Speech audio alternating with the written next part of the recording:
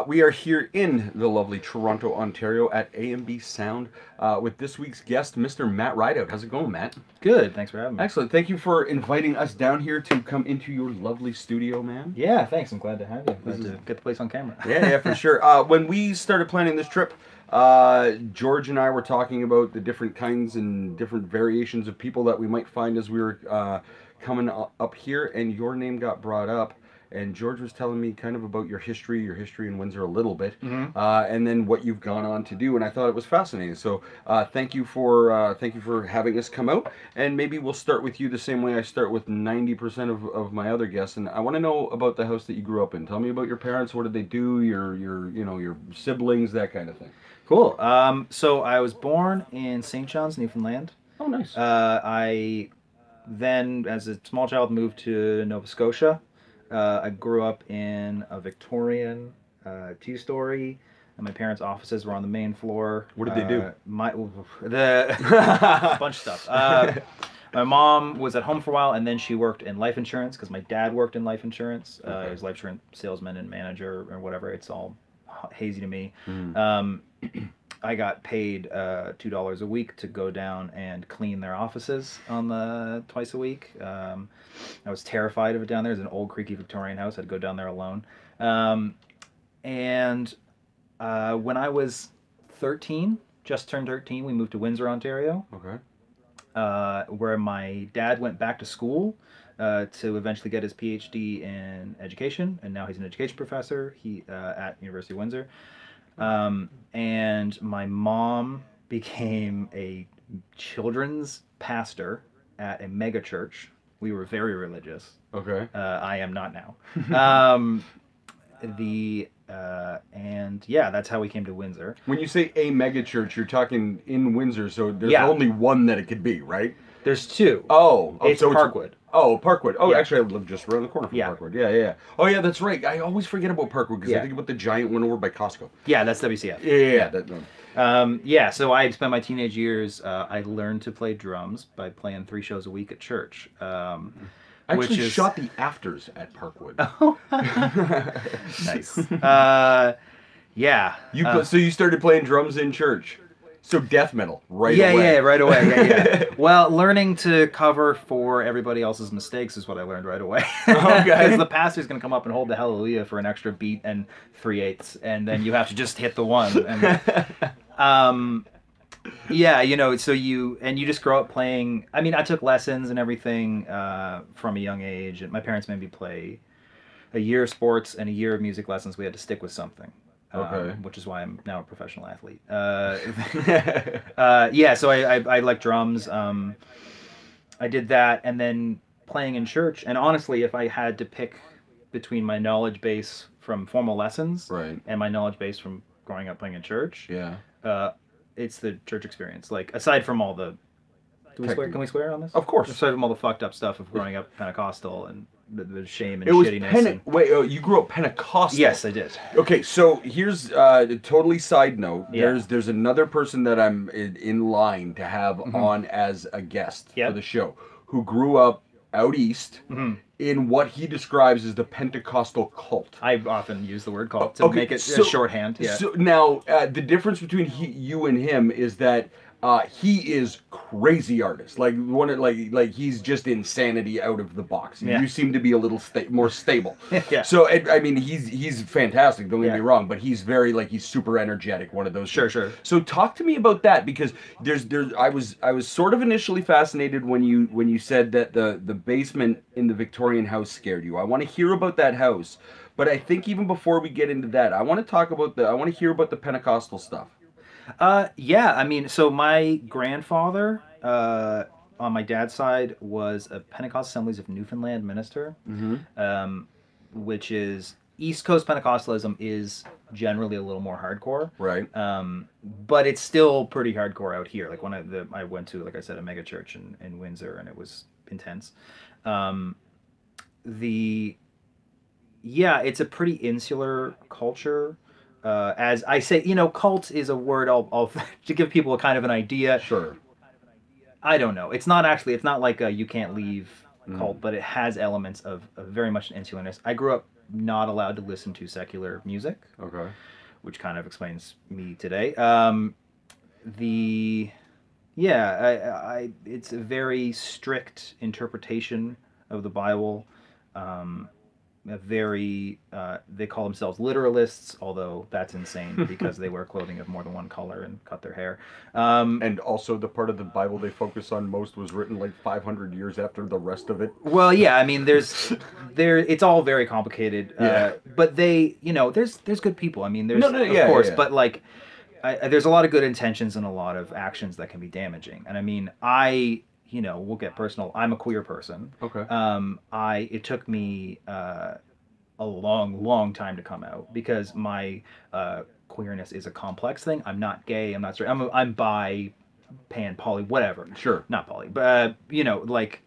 It's complicated It's in 2019. One of my favorite quotes ever was, do you know the show Community? I'm aware of it, yeah. There's a scene, the dean, who's like this character, somebody says to him, "Wait, you're gay, aren't you?" And he goes, "It's not that simple." He's like, "If coming out is a magic show and gayness is a rabbit out of the hat, I'm one of those never-ending scarves," which warms my heart to this day. I love that line. Anyway, so that's an issue growing up. For sure, and I mean, so I spent a lot of time repressing, and I came out much later in life than a lot of people do. How old were you when you finally? Late 20s. How old were you when you sort of knew that it was a thing that you had to deal with eventually? Oh fuck! It's super. Always / Never. Later.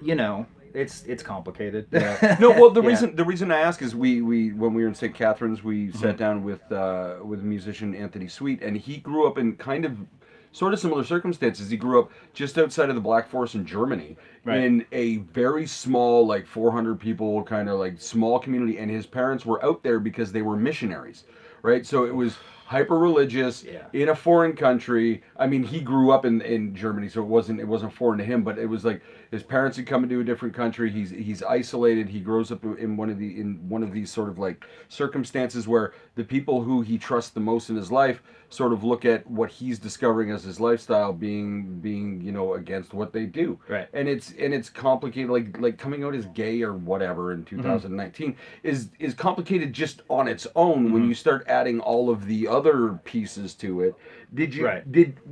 Was it like, the reason I ask is, I wonder, as you were growing up, because you always hear the stories of people, not always, but some of the stories that you hear of people coming out, is that sort of like, well, I had that moment where I finally had to, where I came out to mom and dad or whatever. Right. I'm more kind of interested in the internal dialogue, the like figuring it out on your own before you even get to a point where you're going to be like, Right. no, this is what it is. Yeah, I mean, for me, it was a long, slow process. I mean, I am attracted to women, so I got to spend a lot of my teenage years in being very involved in the Christian culture I was in. Like, I wasn't like my parents made me go. I was in it. I was like a dedicated Christian kid, like, I think if anybody who hasn't seen me in 15 years and like knew me then would be like, who the fuck is this guy talking about me now? Like, I was always kind of rebellious and always kind of intellectually pushing at the boundaries of all that, but it was still, I'm not going to pretend like I was outside of that world. I was totally in that world. So, Right. but I had this internal struggle of like, oh, I have this boy who's a friend who I have maybe feelings for, like crushes. You have crushes as you do when you're young. And then like, and processing that, and just, I mean, It's almost just more interesting repression. to me that you were so into it, that. Oh, yeah, that, yeah. You know what I mean? That part of it is more interesting. To I mean, me. yeah, I thrive in a structure, I guess. Like, I did well. I find something I like, and I like having rules to push, and I did well in audio college. It seems like mom and dad were still pretty loving either way. Yeah, I mean, I have great parents. My parents now are quite liberal and are really Really? accepting. Yeah. It's Okay. funny. My whole family went on this like journey, kind of Through like, your change? No, I mean, my brother and I are like we're both kind of free thinkers, and as we entered our like 20s and stuff, got more and more and more liberal till neither of us were really attending a church anymore, and like Okay. whatever spiritual, I don't want to speak for him, whatever spirituality we had is much more abstract than would fit in a capital C Christian box. I kind of it took me a long time to stop caring about what I labeled myself. For a long time, I was like, Gotcha. "Oh, I'm agnostic," or "I'm atheist," or all this Right. stuff, because your confession, your what you profess yourself to be, is a big part of Christianity, Yeah. and you always understand the world as everybody has a thing they are, Yep. instead of just a Yep. fucking human. Right. And so it took me a long time to let go of, like, at first it was like letting go of Christianity and labeling myself as something else, and then it took a really long time to be like, just let go of that. It's funny. I think know. people use religion a lot of times, and religion takes the brunt of this a lot of times, where it doesn't even deserve it. Of just exactly what you said. Like, people, I think, automatically, just as you're coming up, are looking for ways to sort of identify, right? Like, what the fuck Oh, am yeah. I? Why am I here? People love labels. Yeah. So like when you get into the religion, like those institutions are built on like that natural, ideology, that need for whatever. So it's Yeah. like it's almost chicken or egg kind of thing. Yeah. You know what I mean? When you sort of came through all of that, you were already involved in music. Mm. And were you starting to take music, like, how early on did music sort of become like a thing that you were doing more than just like on the side? I mean, music was super, super important to me from a very early age. I've been realizing this lately. As early as I can remember, I was always thinking about music. Okay. I was singing made-up melodies to myself when I was a kid walking to school. I grew up in a small town in Nova Scotia, so when I was 6, I was allowed to walk to school on my own. Right. Which is, I think about my 6-year-old nephew who lives in the city, and I'm like, no, you can't go anywhere by yourself. But like, and I remember like making up melodies. I remember singing one, like walking with my brother one day, and like this like melody I was working on in my head for a week. I like sang. He's like, "Oh, that's cool. Where'd you hear that?" And I'm like, "Made it up." And like, and here's the thing. I'm not a songwriter. My brother is a brilliant songwriter. Okay. But like, I just think about. Was there music in your house? My dad was in a Christian like rock band from Newfoundland called Psalm 150, which is the psalm about music. That we kind of knew about, and my dad like had a guitar around. But it wasn't an active There's a guitar out there. If we walk around the studio later, there's a 1985 PV T25, which is a really great American-made PV that my dad had around the house when I was a kid. Okay. That like I kind of learned to strum on. But it wasn't like a daily sort of like you saw dad practicing. No, not at all. My brother played piano, like conservatory piano, and then I started on drums, and we kind of learned. My brother was playing guitar by the time I was a little older and playing drums better, and we kind of learned to play by jamming with each other. And then again, we both were like on the worship team at church, and like played constantly. Yeah, so music was always really big for me, and like I've always been really close with my brother, and we always played together. And then yeah, and like I was in bands. I had like a high school band and stuff, and then my first real band was with my brother. I think when it's called Yellowwood, we were a Windsor band. Oh shit. Okay. Yeah. All right. Yeah. Minor details. Yeah. Yeah. So my brother and I did that. There was a rotating cast of people. The longest term memories were like Ryan Fields, who's still like a brother to me, and my Adam and my brother and I were kind of the core of it. And I always get weirded out with Windsor bands because my perspective is so weird. I'm not sure because I have no real connection to Canadian music otherwise. Was Yellowwood a Windsor band or was Yellowwood a touring band? Because Yellowwood's a name that I know, so I never know which direction it's from. Mildly touring, mostly a Windsor band. Okay. I'm not going to oversell it. We did some tours. We went to the East Coast a couple times. We would play around Ontario a lot. We'd come to Toronto a lot. Right. We had people that would come up to see us in other towns. Right. But like radio play, that kind of stuff, or was it just? No, college radio play. We Gotcha. did some, like we would chart on. I think we charted on Earshot. Don't quote me on that. But like we did some radio pushes for like college radio and stuff. But no mainstream success. Were you doing engineering stuff? So that's where I fell in love with it. Yeah. My brother and we would take any money for the band made and just put it into gear to record ourselves and like more instruments and stuff. Right. And then we kind of taught ourselves. And I realized later, I started producing because I'm not a songwriter. All the songs, lyrics, and chords were my brother, and then I would obviously play drums and then whatever else, and we'd collaborate on the rest of the instruments depending who was in the band at the time. Sometimes we'd have like a steady lead guitarist, like Stephen Gibb or Kyle Marchand was in for a long time, and like they would have parts of it written and stuff, but then a lot of times it'd just be the two of us recording and writing. So I fell in love with the process there of making records, and we built we had a little house and we had a basement that we like turned into our studio, and I fell in love with the process then, and like be learning how to produce by like producing my brother. He was the songwriter, and like that the kind of psychiatry element to being a producer, listening to somebody, knowing when to push them off of a thing they're obsessing over, or knowing when to like let them obsess over something. That's interesting. And like helping guide somebody, like that's what I do as like producing's like my biggest hat that I like to wear, and the thing I enjoy doing the most, and that's like shepherding a process. Gotcha. And that's a weird mixed metaphor, but yeah, yeah, like being there and like and just helping somebody realize the thing that they're trying to do. Right.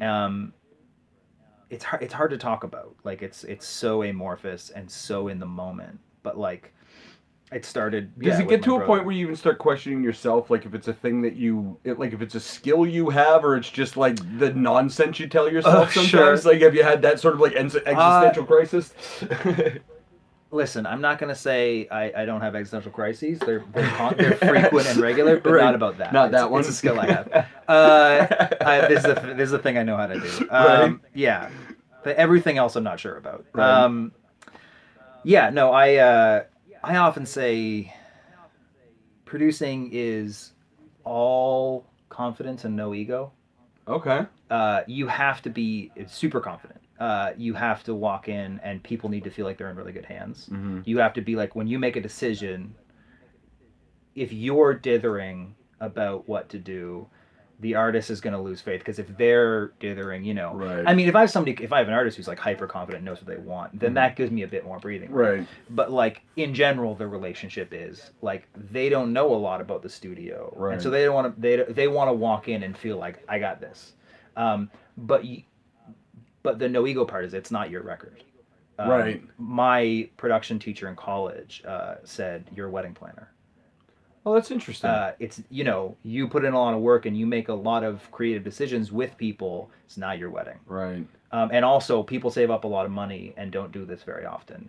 And you can't treat it like a day-to-day job when they're there. Oh, that's interesting. It has to be exciting for you. Okay. Or else, because you can't, I mean, the number of horror stories I hear, the number of clients I get in who are like relieved that I'm invested and present, and like, because the number of studio guys who like, engineers too, like not just producers, but engineers who are, I shouldn't say guys, studio people, fucking patriarchal language. 2019. And it's embedded in the way we talk. Yeah.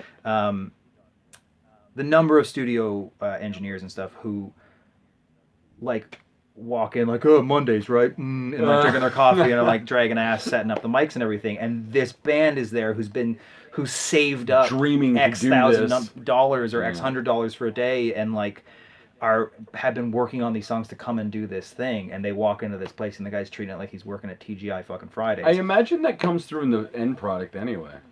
Yeah, oh yeah. But I mean, and energy is everything. Performance is everything. I invest in as high in the signal chain as you can. Okay.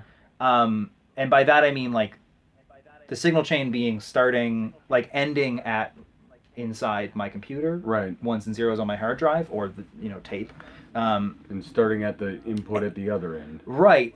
But so there's like the higher in the signal chain, it starts, and the highest is the person.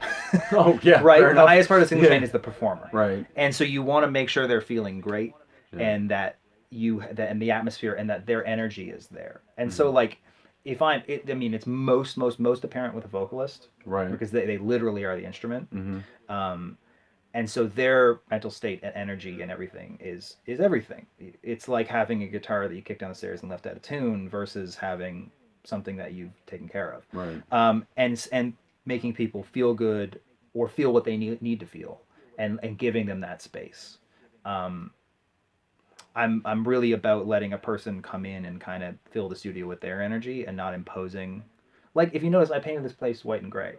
That actually, I did note that because 90% of the studios that I come in are like dark and right, 90% of the studios I go to are perfect for your classic rock album. right, And I don't want like I mean I'm cool if somebody wants to come in and do some stoner rock and like make some. I record like heavy guitar music a lot and Right. like that's cool, and those people don't feel uncomfortable here. No, of course But not. a lot of like hip hop folks and pop folks and like whatever music come in and like there's 6 Led Zeppelin posters in the lobby Right, or whatever equivalent, and like the color of your walls may as well be a Led Zeppelin poster. right. I love Zeppelin, don't get me wrong, Sure, sure. but like there's that feeling of like studio culture and like rock dudes, and a lot of people don't feel as comfortable with Well, it that. also comes back to what you're saying before, like when the artist walks in and they're dealing with an engineer or this.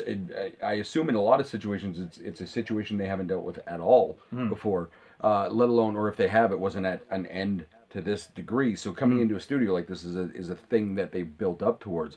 And when you walk in and everybody on the wall doesn't look like the kind of stuff that you're trying to do, Right, it starts or doesn't to, look like you. yeah, Yeah, you if know. you don't happen to be a white male. Yeah. Right. Yeah. Yeah. You know, and I imagine that makes it more difficult for the performer to sort of like trust the producer that they're in hands with, right? For sure, and that's why part of a place being welcoming for me is like not trying to impose. I mean, I've learned to accept. I have preferences, and when somebody hires me to, especially to produce, if I'm engineering, I can be transparent. I can make Right. the record. If you want to make something that sounds like it was done on tape in the '70s, we can do that. We can make a vibey old school thing. If you want to make a shiny pop thing, I have the skill set to do that. I hope. No, I do. If you producing wise, if that's where the line is, if you're bringing me on to like make artistic decisions, play instruments on your record, it's gonna sound like I played on your record, Right. and I hope that's why you hired me. Yeah, one would You assume, know. right? And But is that the still- difference? Is yeah. that the difference in the lines? Because like even doing the stuff that we do, like I play around with the terms as much as anybody else, but it's like there's producers and there's engineers, and okay, the engineers do this, but is that really the line? Like as an engineer, you're the guy that puts the mics up and just makes sure it comes in, but as a producer, you're like one of the musicians almost, and to a different degree, but Yeah. Yes. I mean, producer's a pretty amorphous term. I was Okay. trying to avoid saying amorphous twice in this interview. It's difficult to pin down. It varies greatly on like what it means in different genres. So in Gotcha. hip hop, a producer means the person who made all the music. right, And then like the vocalist, the rapper, the artist, the MC is the rapper. And then in rock music, there's like producers can be pretty hands off, and it has a lot more to do with pre-production and like going in and sitting in the band's rehearsal space and going like maybe 2 choruses there, Gotcha. and like and not playing anything and being more oversee, and it's a lighter touch. And some people resent that role. I've listened to Steve Albini on WTF, and like Albini's like he's like Kanye West. When he makes things, I like it. I like the things that he makes. right. When he talks about the things and other people make them, it drives me nuts. But yeah, he was talking about like describing producer as somebody who says, "Can you make the hi-hats a little more peppery?" and then collects royalties on the record for the rest of his life, which is a mean and small way to describe the role of producer. I get what he's saying, and I'm sure that happens. Oh yeah, And for I'm sure also in like 90s big money studio culture, there was more of that, more like Bloodsucker type Yeah. producers out there. But like what I do a lot is having someone come in that has songs and an idea of what they want them to sound like. So like I don't write song. I like sometimes there's co-writing that happens sometimes, but like usually they have lyrics and chords.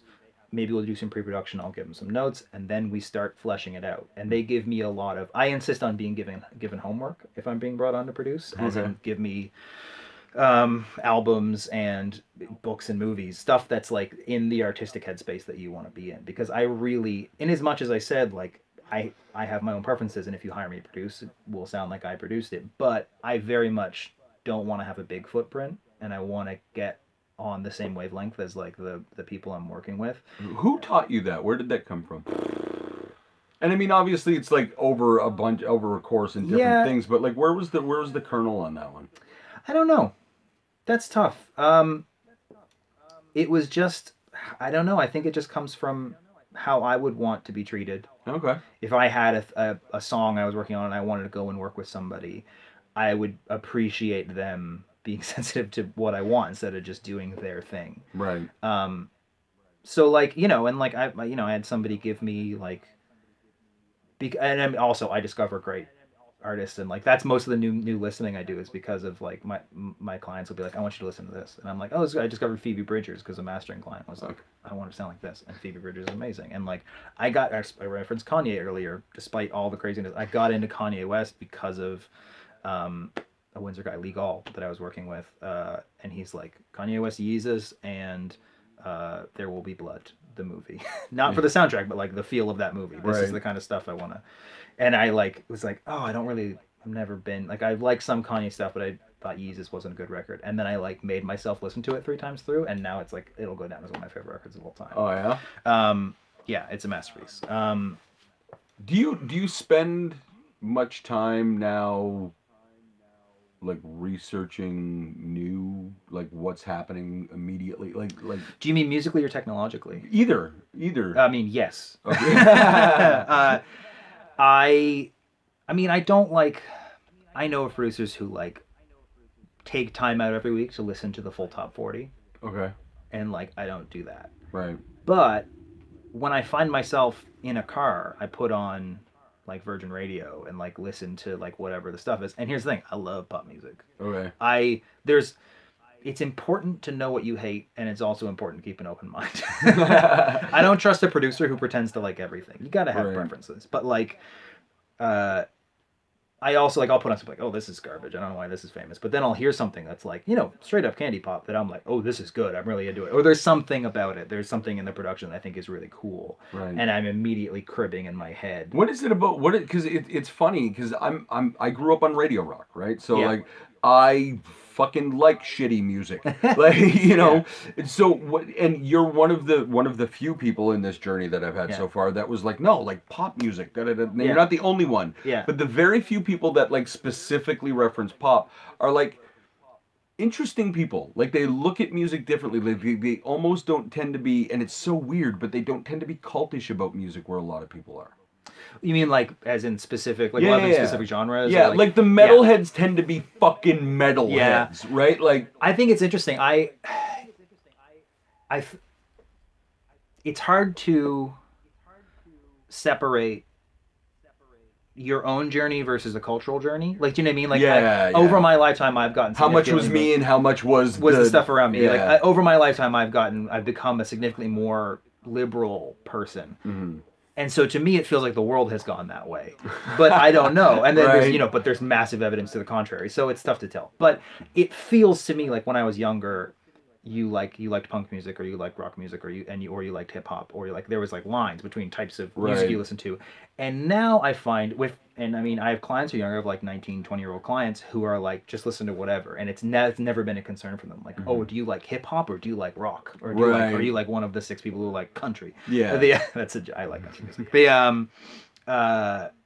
But that seems to have gone away a lot, which I think is great. I've always liked a lot of different stuff. How old were you when you moved to Windsor? 13. 13, right? Yeah. Okay, so one of the things that when I started traveling as a teenager and started driving around the country, I would find myself into these areas and turn on a radio station and be floored by the idea that I could be listening to Eminem, and then the next song was like a country song, and then the next Yeah. song was like R&B. Yeah. Because growing up in Windsor, that doesn't exist. There is the rock station. I mean, it's a little different now, but definitely in the 80s and 90s, there was the rock station, the hip hop station. Yeah, like there it was was segregated, right? 89X, and then all that stuff. Yeah. Did you, because you had some experience coming from Eastern Canada, though obviously not listening to the secular music, I was right? not allowed to listen to the radio. Right. Yeah. So did you find that the not pigeonholing, but like the secularization, I guess, or the compartmentalization Right. of music in Windsor, do you have any relation to that? I don't know. I think in my teenage years, I did get sucked into like I was into rock music and mostly punk music. I was like and because of the friends you hang out with, right? Like I hang out with Because a you're bunch in of Windsor, punks. and punk in Windsor Yeah. is amazing. Yeah, and like I went to Gino A. Marcus shows and stuff, and like the early 2000s, I was going. I can't believe my parents let me go there. I think they heard community center and thought it was fine. Sup, Colin? Yeah, so I'd go to see like early Searching for Chin shows and all that stuff and mosh pits and like and my friends would play in bands and like I'd go and like I grew up loving punk music and I still like I play in like a really heavy band like a post-hardcore like thing and it's just mostly because drumming in that band's my exercise but yeah I was asking you about the compartmentalization of music and how that sort of like affected you as you were coming up as an I think engineer as a younger kid, I didn't compartmentalize music, and then I got into it as a teenager, Okay. and that's when I lived in Windsor. So I don't know. And then as I got older, I like remembered that I liked a lot of stuff. Okay. And like I remembered like I used to listen to like hip hop when I was young, and like it was Christian hip hop, so the best hip hop. Always. And then like I kind of reopened up in like my early 20s and stuff and just started listening to everything again. And like I'm incredibly picky, but it has nothing to do with genre. Let me make a sort of sideways move on this one because you hit the same amount of time. You said as you were growing up, or as you and your brother were kind of going through college, you were sort of like you both were becoming more liberal, and your parents came along on that journey with you. Talk to me about that experience. And it did like was music part of that? I tend to think it might have been in a little bit. So, I'll just speak for myself. Sure. There is one artist who parallels my journey of faith to no faith to whatever I am now, which is David Bazan / Page of the Lion. Okay. Page of the Lion was the band that he went under, but he kind of did everything and had different members come and go, and then he went under his own name for a long time. And like he would put out records that were like he was on a Christian label at first, and now he's not, and like that's why I was allowed to listen to it and like go see him in concert and stuff. But then he would like it was kind of boundary pushing stuff, and like he put out a record with a swear in it, which was a big deal. But like here's the thing: those records, just the phrase "a swear in it" is so beautiful. One of my favorite phrases is he said the fuck word. So he broke out of, he's such a good lyricist and such a good songwriter that he broke out of that world, the kind of ghetto of Christian music. And he became, he got listed in the Rolling Stone, did like the 100 greatest living songwriters or whatever, and he was like in the 70s, I think, which I was like, oh great, cool, good for him. But he wrote these records that were like, some of them were like concept records with a story through them and stuff, and they really hold up. I've gone back and listened to them. I still listen to them, and I'm like, these are great records. And they're about questioning traditional. He was a Church of God American, which is the American equivalent of Canadian Pentecostalism. Okay. There is Pentecostalism in the States. It's slightly different. Slightly different, right? The Church of God is the closest analog. Because the U.S. Southern Pentecostals are like the snake handlers and stuff like that too, we didn't quite get to snakes. Right. There was some crazy shit in the church I grew up in. Right. So that journey definitely paralleled my own, but I think it was just my parents. That was my question mostly because mom and dad at that point, and I'm sorry to interrupt, but mom and dad at that point have committed to some shit. Yeah. My mom worked in the church, but my parents taught us to ask questions at the same time. Like so interesting. I'm so interested in the two of those things happening simultaneously. I don't know why it happened either. We were taught to ask questions and break things down, and like I would get in arguments with my youth pastor about it was, and the thing is, it was all, I'm not going to pretend like I was some like atheist kid who was forced to be there. I believed, I was a true believer. Yeah. But I like had questions and was always pushing the envelope outward and outward. And like my loss of faith was not a moment. I didn't turn 20 and go, fuck this. Or I didn't have a thing where I was like, okay, I'm done with pretending. I was like, it was a really slow, pretty intellectual process. Which can be painful and can be like, but I think it also, it helps me a lot stay active in learning and listening to other people with other experiences, because in my like young adulthood, I spent a lot of time breaking down my own belief systems. So like, and like questioning core stuff that I wouldn't, that most people, or at least most people in my world, didn't question. Um, and so I think that has helped me stay soft as Okay. an adult. And like when somebody goes, what you just said was sexist, or what you just said is racist or whatever, to not go, fuck you, I'm not racist, to go like, why? And to Okay. go, how can I learn? Because we're all on a journey, you know, not to get too whatever, but like Mm-hmm. we're all, I come from a culture that was not accepting, and Right. as a teenager made horrible jokes all the time, said homophobic shit, Right. you know, like all that, you know, all that bad stuff, and we're all just trying to figure out how to be better and Mm-hmm. be nicer to the people around us and be better for each other. And so like I find that experience of slowly and arduously losing my faith instead of just saying fuck it, Mm-hmm. built up that muscle in me of like how to try and figure out what my actual thought process is and like where I might be wrong, and also to figure out like what's important, because like there's stuff I learned in church about like core values of justice and equality that maybe get ignored in some ways, Mm-hmm. but are like kind of important, and like I've kept as important to me because I didn't just jettison the whole thing. I figured out what about my upbringing philosophically was good and was important, Mm-hmm. and like learning to kind of break down that stuff and continuing to break down that stuff through your life. And I mean, to tie it back in, I think that's why I'm good at what I do as well.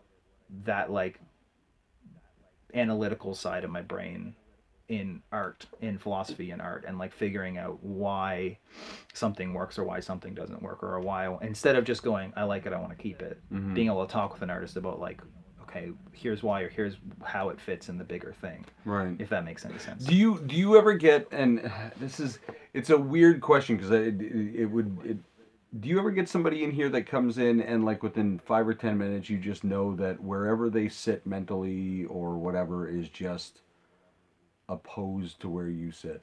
Like, if somebody came walking in the door and started throwing, like, this is extreme, but if like somebody started walking in the door, started throwing gay slurs left, right, and center, Oh, like I just as just part of their speech or I'd whatever. refund them the day and say bye. I mean, Yeah. you know, somebody's gonna throw hate speech around. Well, that's like, what I but, mean. Like, that's a little extreme, but Right. like, like people can say stuff that is not as, you know what I mean? Right. I can. Yeah. No. I think we're all in different places, and I don't think I'm right about everything. I guess. That was the big part of the journey for me of giving up on faith and walking away. Was I grew up thinking I was the person with the answers, and that my people were the ones who had all the answers for everybody Okay. else. And so for me, the kind of end game of leaving all that wasn't to then become an atheist and think I was the one with all the answers and my group had all the answers for Right. everybody. It was to go, is to stay soft and to be willing to learn from people, and like to go, I have my opinion. I think having opinions is important. Sure. And knowing what you believe and standing up for it is important. But also, like, Time and place. okay, I don't eat meat or animal products, and when a waiter asks me, I'll just say vegan. But I don't like the term because it implies dogma and rules. Right. You know? Yep. Like, I'm kind of through with dogma and rules. I'll eat, like, because, and again, I break the rules sometimes, and that doesn't matter. Right. It doesn't change the sum total of what I'm doing. Right. I mean, it does, but not. It doesn't make me not Right. the rest of the time. You know. So you know, for me, if somebody comes in and is in a different place, and I mean, I don't, you know, we're doing an interview about my life, so I'm talking about my Of beliefs a course. lot, but I'm not going to come in and like just immediately start spouting SJW cuck bullshit at somebody, as soon as they walk in. I'm not going to lie though, being who I am, Yep. I have a lot of clients who I think are a lot more diverse than the average studio's clients. Specifically because you're catering to it? I have never made an effort to go out and find diverse clientele, Just happens to be. but I have a lot of queer and a lot of visible minority and a lot of, you know, just people from different walks of life than me, and like people who are, you know, fellow queer folk, and like people who have wildly different life experiences, and I think that like being open thing, like we talked about, I think a lot of, and not to talk shit about every, No, I'm of better course. than every other Yeah. studio, but there's a lot of places that just have pictures of Led Zeppelin and the Beatles on the wall, Right. and that's it, Yeah. and that's the god in that place. That's what the idols are, and like,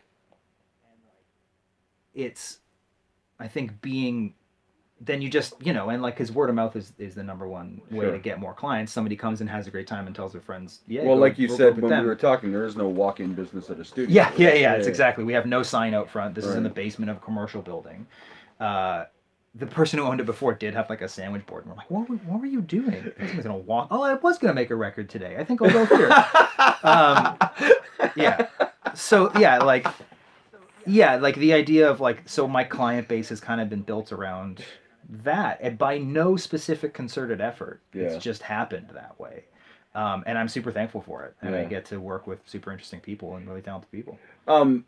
And it might be a little bit different because of specifically the kind of studio that you run here and that sort of thing. But have you had rough experiences in here where you had a client where, and I mean, you don't have to get details or whatever, but no, just never had it? I mean, You kind of know before they even get in the door. So there's engineering jobs, which is where we're not going to get in. Like, somebody could have come in here and been a piece of shit and I'd never find out. Right. Or could, and I mean, again, there's judgment. I'm just being funny, but like somebody could have a wildly different worldview than me, and I'll never find out because they're here to record, and we're gonna I'll make them feel comfortable. We'll chat. We might have lunch together. There's been times where somebody comes in and I can tell we don't vibe, but like I can be professional and still make them feel comfortable. There is a very much a like a hosting element to what I do, making people feel comfortable here, and then they're here just to record. I have said no to producing stuff that I was like, I'm not on board with what you're, and not because I think they're a bad person, because their music's not like, I'm like, the artistic choices, I can do my best to like get in the same world as you, but the artistic choices I'm gonna make are not gonna lend towards the kind of records you love and are aiming towards making. So when were you first able to decipher that? Oh shit. Because that's a tough thing to recognize, right? Especially like when you want to do something, when you want to be somebody. Yeah. To look at something and say like, I want to be something, but that's not. It is a tough. I mean, it is tough. Some of the best advice I ever got was like, our careers instructor in college would say, Bob Breen, who's amazing, and he doesn't work there anymore. He owns a Armor AV rental company. Go buy stuff from Armor; they're great. And he would say yes to everything, especially when you're starting. Just say yes to stuff. Just always say yes to stuff and figure out. And you'll figure out pretty quickly which ones you don't want. Well, and you'll figure out how to do it. Like, and he was talking about like if somebody asks you like, can you record a podcast? You've never quite done that, but you know enough about audio that you just say yes and you go do it, and like show up and work hard and it'll work out. And so you live your life like that. You get to a point like I'm not rolling in it. I don't have any like big platinum records or anything, but like I'm at a point where I'm like, it's gonna be a waste of everybody's time if I say yes to that. Right. And I kept that client as an engineer. They really liked working with me. We liked working here, and like okay, cool. And like they found other ways to like get some input from other artists and stuff. But they wanted to keep. It almost has to be a little refreshing to an artist to have an engineer say something like that if they say it in the right manner, because they're actually helping you out by saying like, hey, don't waste your fucking time here.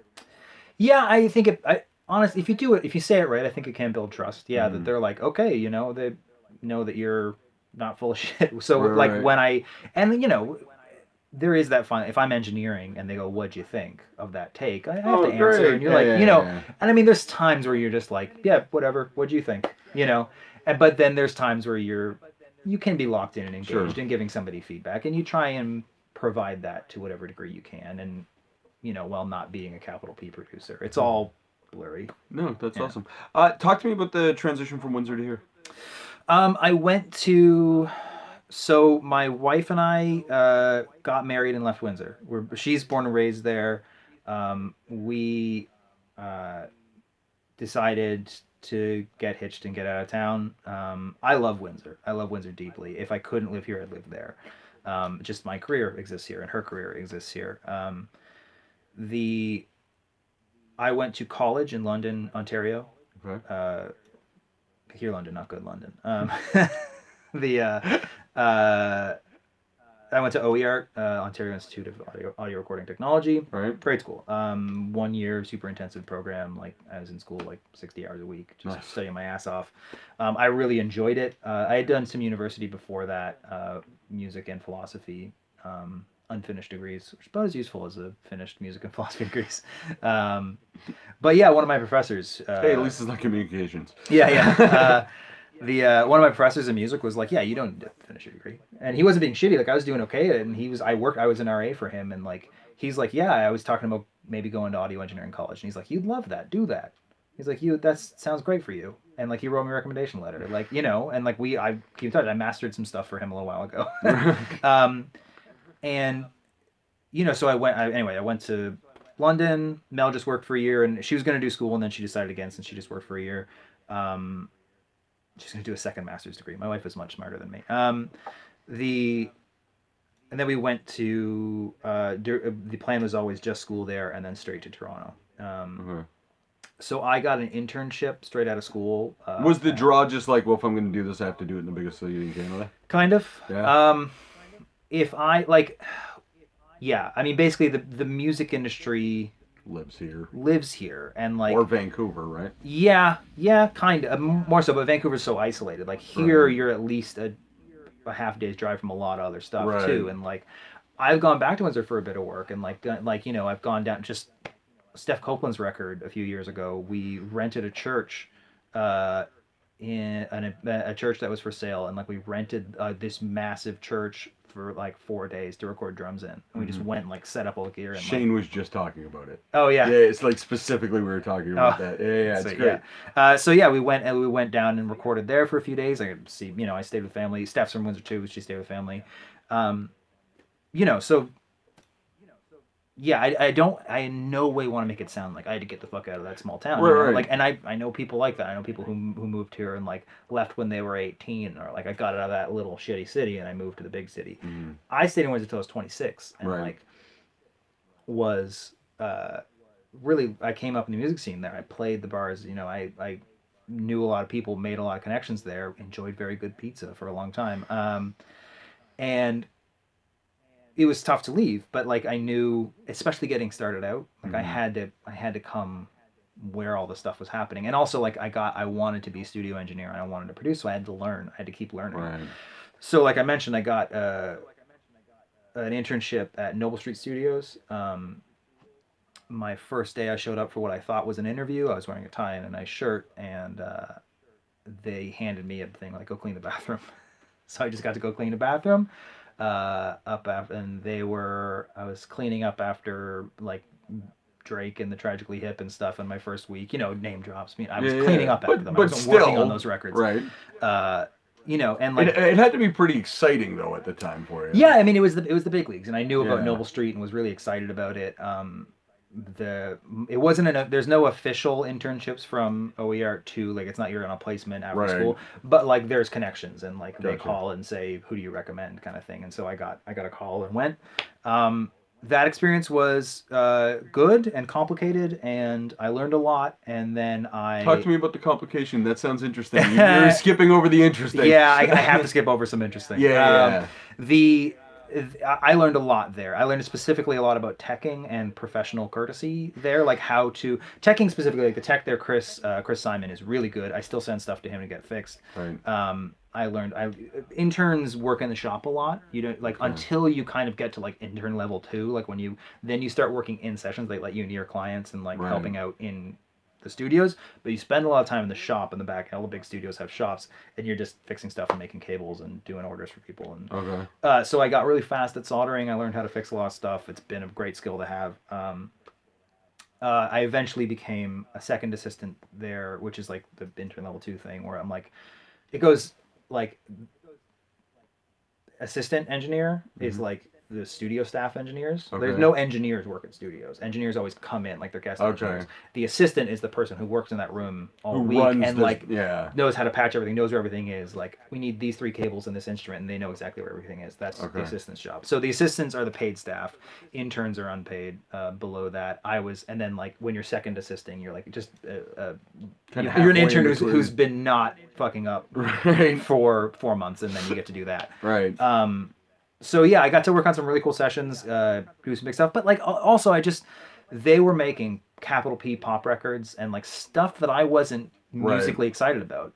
Then I had a resume on the bottom of a pile at Revolution Recording Okay. for this whole time that I had sent out when I graduated, and I get a call from Revolution Recording, which is the other big studio, Right. and they're like the two big studios in Toronto, and they make records I'm more excited about. There was stuff going on there, a lot more. They have a small room there that a Okay. lot of indie music in Canada was coming through, and I was like excited. And I had heard that like their interns get a lot more in studio time, and Okay. you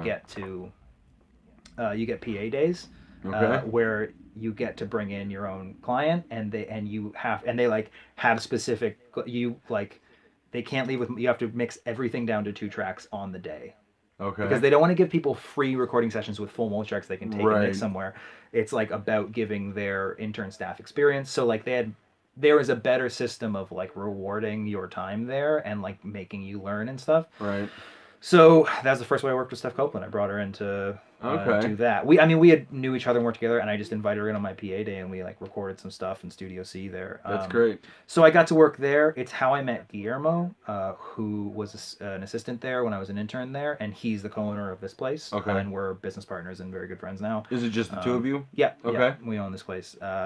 And the uh, then I worked at Revolution for a while. So it ended up being a year and some change that I was doing internships and working 36-hour weekends as a construction worker. Nice. So you had real jobs too. Yeah, oh yeah, yeah, Yeah. yeah. I didn't have rich parent money or anything. I mean, you know what? If somebody gives you a leg up, take it. If you're able to do internships, Right. your parents pay for your apartment, 100%. do it. But yeah, no, I worked. My wife worked too. She is in academia and stuff. So yeah, I did that for a year or so, and then I was at the point where I was going to become an assistant. It was like things were going well. They liked me at the studio. I was gonna assist there, and I looked at what the assistant life is, Mm-hmm. which is 80-hour weeks Okay. on salary, no overtime. Well, I shouldn't say that. I think that's changed. I Right. think they get paid a little better now, but it's like it's barista wages. Right. The and very long weeks, and you plug things in for the people who make records, Gotcha. and you learn a shitload. Mm-hmm. I kind of decided that I would rather go make records for Right. no money than assist in making records for a little bit of For a money. little money. So I just decided to make records, and like I never worked for free. I never made records for no money. I made records for a very small amount of money, you know. But it was always it was always situations where I felt like I was, you know, it wasn't a disrespectful amount. Right. If I made a record for somebody who had a grant, Mm-hmm. I knew how much the grant was. I knew what their total budget was. We put aside some for mastering. We put aside some for like equipment rentals, and I got paid the rest. Right. And whether it was like a small grant and it was a 10-month record, Right. so I was getting paid pennies on the hour for my time, I'm still like being paid to do the thing, Right. and it's my choice to put that much blood and sweat into it. Right. Um, Where did that concept come from? Bob Breen, Yeah. the careers guy at OER, he's great. That course Yeah. is great. We used to call that course "Don't Be an Asshole 101." It was just like, you know, like just simple stuff like when somebody doesn't email you back, it's probably because they're busy, not because they think anything negative of you. You know, like That don't take one stuff personally. takes forever to figure out. Yeah, Yeah. and it's like just that kind of stuff. At least it did for me because I'm a Yeah. total fucking introvert when it comes to that shit. So he, you know, like, but yeah, the idea of what was it? The thing that you had just asked me that I said that you. Where did I learn that? Where did you learn how to? Where did the decision process? Where did you learn to go out and make your records rather than sit around and get the education? Like where? Well, yeah. Well, I mean, for me, that was going out. I just decided I like, and I think when you're younger, a lot of the guys that were interning were a good amount younger than me. I was 27 by this time, and like, you know, that's not old, but like there's 18, 19, 20 year olds there that are like went high school, college, Right into it. right into Yeah. internship. And assistantships make a ton of sense for them because they've never made records. Oh, right. Yeah, because they haven't spent the time with it, right? I was in bands for years. I had a lot of friends who were artists. I knew people in like from the Windsor Music World who were in Toronto. I had like the connection with Steph. I'm like, I could go make a record with Steph. Right.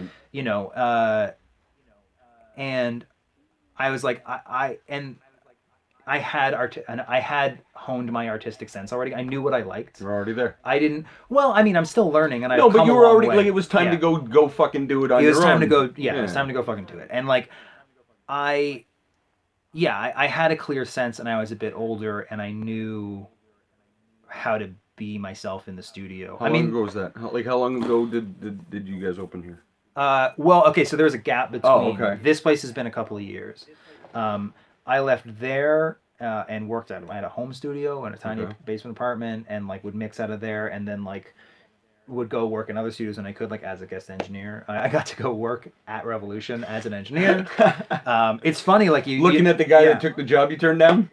Yeah, well, and then there were like a guy who was an assistant there when I was an intern, and then going and I'm sure he wouldn't mind me telling the story because he's so I was an intern. And Riley Bell was an assistant there, so he was my boss. He was above me in at Revolution. I came back to mix Steph's record in Studio B at Revolution, and Riley was my assistant on it, and it was great. Yeah. He's super good. And then Riley won Engineer the Engineer of the Year at the Junos, at the last Junos, for the Daniel Caesar record. So like it's these people, like you never know who's gonna, you know, right. Like, Riley was always great when he was above me at the studio. I never had any problems. I feel like, you know, I wasn't like, ah, fuck you, I'm an engineer now. Right. And he, you know, and he was doing tons of cool stuff at that time. It wasn't like he was just assisting, you know, or like somewhere way below. But it's just weird because of the way that we works. all It was, see each other at different times and different, you know, and like, you know, there's, it's important to be good to the people around you, you know, for all that reasons. But yeah, so I was freelance. I was working in my home studio. Then I had a small studio that I shared with somebody. Like it was like I built a studio in a coach house behind, some kind of near here down Rossensvale.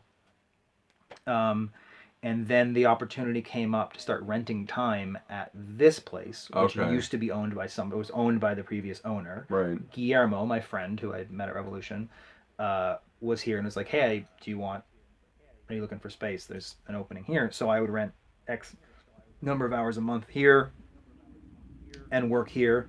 And then the guy who owned this place or had the lease on this place gave up his lease. And kind of just abandoned it. Went in the wind. Right. So we immediately reached out to the building thinking, went like, how much for the space?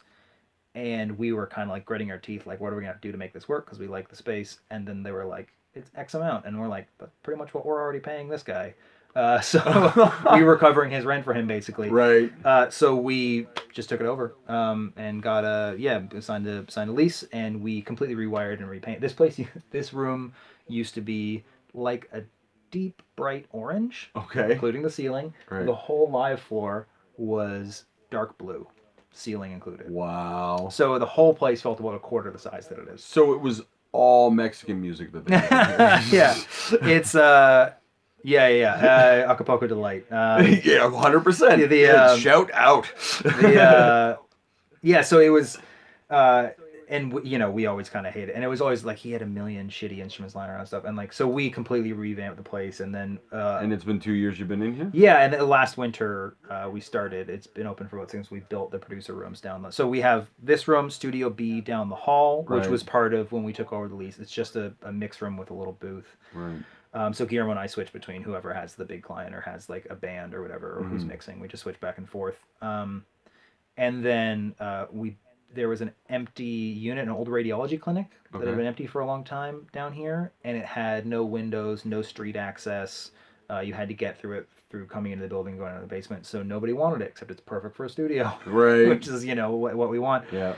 And so the reason we've been able to get reasonable rates and all this is that they think of it as hard to rent space, and it's perfect for us. Gotcha. So we negotiated with the building and took over that and took the 4 exam rooms, like the 4 large rooms of the radiology clinic, Right. and soundproofed them. Oh, nice. So I did that. So you got 4 isolation. I had sworn rooms off or so. construction after I got to quit finally, and I was like, well, time to pull out the fucking drill. That's it. So yeah, we had a contractor come in and help me with the design and the main framing, and then I finished it. And we built that, and so those have been printed for the last 6 months, just to colleagues that need like a mixed space or producer space. Yeah. That's awesome, man. So yeah, We're well over an hour at this point. Basically, like, thank you for having us in your studio. Yeah, but of course. man, you've got one of those great, like, I got out of Dodge cities or stories, I should say. You know well, what I mean? I mean, But I shouldn't no, say and I that. know you love don't look at Windsor. it like that. Yeah. You said you don't look at it like that, but Yeah. you're one of the kids that made it, kind of thing. You know what I mean? Well, yeah, I mean, I think about, sometimes when I look at if we want to move apartments and the cost of renting here, and I'm like, fuck, I gotta go back to Windsor. Right. The cost of a 1-bedroom apartment in Toronto just passed $2,100 a month. Yeah, it's crazy. The average 1-bedroom apartment in the city. Insane. So we've been in a place for like 3.5 years, and like we got a good deal and we started. So like we can't leave because it's such a good deal. Right. But like we look at, and it's so expensive when I think about Windsor. But like if I moved back to Windsor, I would have to be here. It doesn't feel like competition because there's so much going on. So I have friends who do the same thing as me. Right. I feel like if I went back to Windsor, I'd have to like be in competition with like guys I respect and like. Right. And like Brett Humber does really, really great heavy music, and like that Cellos record that you guys heard is amazing. Yeah. I love Kyle. I was in with Kyle for a long time, and like, oh, great. Yeah, he's great, and I'm super proud of them. But like, I don't want to go and try and take Brett's clients, like, Right? Because I would want to record some heavy music from Windsor because there's great heavy music, and like, or like Michael Check did their last album actually. Oh, the Cellos record? Yeah. No, it was Brett. Was it Brett? Yeah. Or maybe Adam had. I think Adam had something to do with it. Or anyway. Sorry. At Empire? Yeah, I don't know. Their full length they did all with Brett. Yeah. Okay. Yeah, but that's a really, really good record. Yeah, Everybody should go yeah. listen to it. But yeah, I mean, basically, we were just wrapping up. Yeah. So, I mean, thanks for having us out. You've got a great story. I can't wait to. I want to walk around the studio. Absolutely. And check it out for sure. We'll take some video and make sure we show people. Ladies and gentlemen, thank you for hanging out with us this episode of the AVB podcast. Make sure you swing on down below. You will find links to the studio here, to Matt, to our guests, to all of that stuff, as well as our sponsors like Merch Runners, who gives us these awesome t-shirts. While you're down there, don't forget to click subscribe and hit that bell so you get notifications and all that other happy horse shit. Thank you for checking us out. We'll see you next time. Subscribe to our full audio episodes on Spotify, Apple Podcasts, or anywhere you find your audio podcasts.